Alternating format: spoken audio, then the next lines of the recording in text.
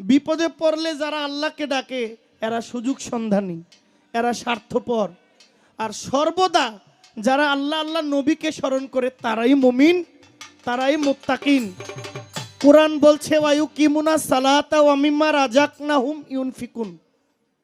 যে ব্যক্তি সালাত কায়েম করে, যে ব্যক্তি সালাতে স্রষ্টাকে স্মরণ করে, আল্লাহর নবীকে স্মরণ করে, তারাই মুমিন, তারাই মুত্তাকিন।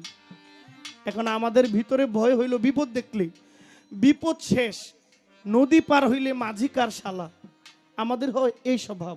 তাই বিপদে আমরা আল্লাহকে চাই কি চাই না? সব সময় আল্লাহকে চাই, চাই কি চাই না? কবি এ জায়গায় বলছেন এমন একটা সময় আসবে, ওই সময় আমার বাড়ি গাড়ি অর্থ সম্পদ কিচ্ছু কাজে আসবে না, একজন কাজে লাগবেন যার নাম রাহমাতাল লিল। এটা সেই নবীর গান, মনোযোগ দিয়ে শুনবেন না?